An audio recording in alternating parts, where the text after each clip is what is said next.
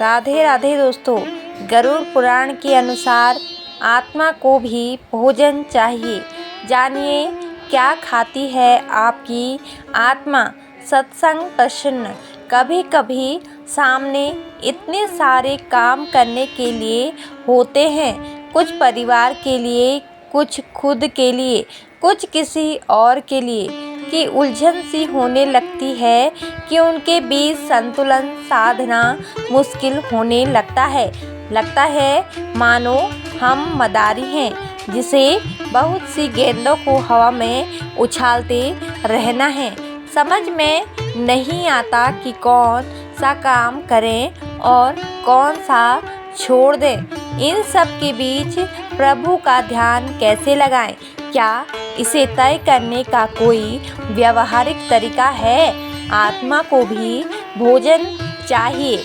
जानिए क्या खाती है आपकी आत्मा।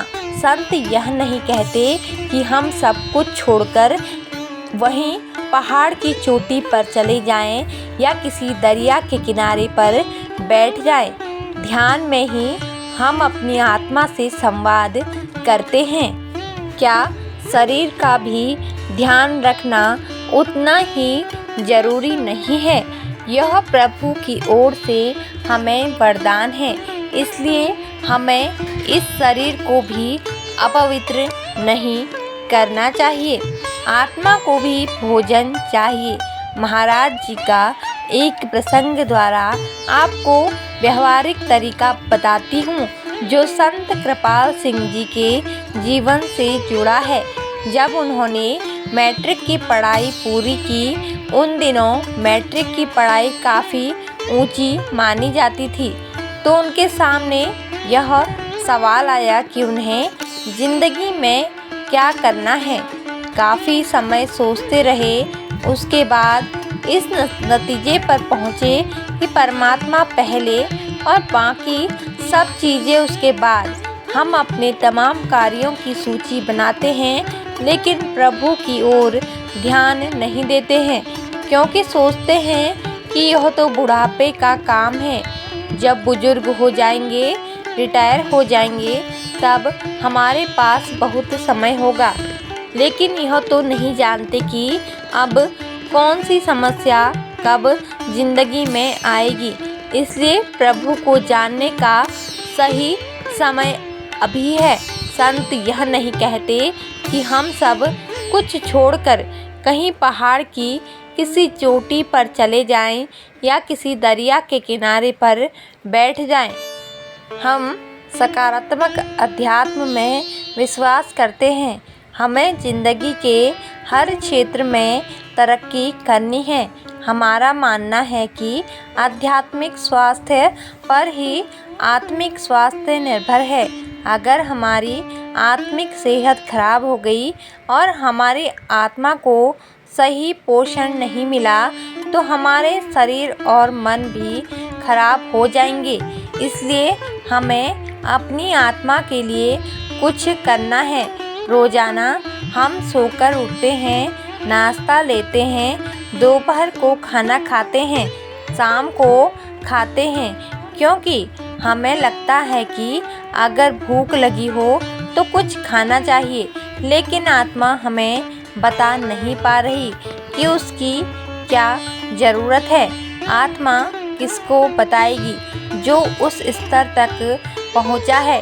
यही तो जानना चाहते हैं कि रोज़मर्रा की गहमागहमी में ध्यान टिकाने का काम कैसे करें।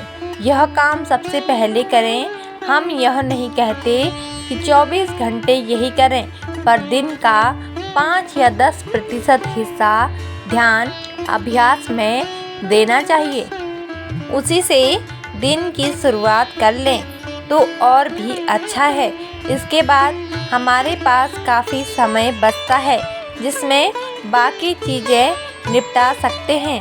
हमें संसार में रहना है, लेकिन कम से कम दिन का 10वां हिस्सा तो अपने आप के लिए दो। तुम्हारा आत्मिक विकास भी जरूरी है, वह ध्यान से ही संभव है। ध्यान में ही हम अपनी आत्मा से संवाद करते हैं। क्या शरीर का भी ध्यान रखना उतना ही जरूरी नहीं है? बिल्कुल है। यह प्रभु की ओर से हमें वरदान है, इसलिए हमें इस शरीर को कभी अपवित्र नहीं करना चाहिए।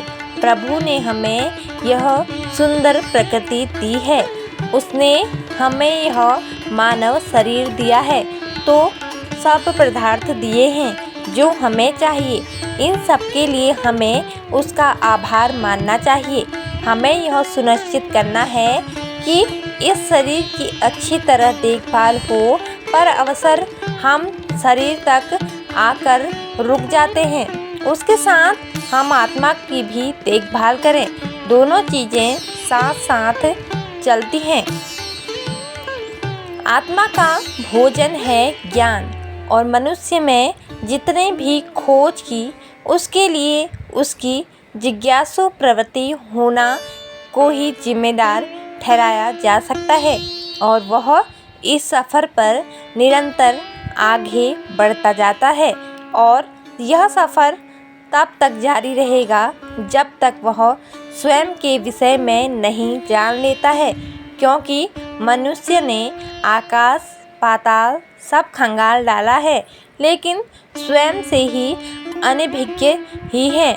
मैं कौन हूँ और कहाँ से आया और कहाँ चले जाना है? प्रिय मित्र, आत्मा का वर्णन नहीं किया जा सकता, केवल बुद्धि व विवेक से समझा जा सकता है। आत्मा का भेद जानकर, क्योंकि आत्म शब्द भी एक नाम है, अर्थात समझाने के लिए लिखा जाता है। आत्मा अबोल, अडोल, अचल, अनाम, निरक्षर सत्य शब्द है, जहाँ से सब विस्तार हो जाता है।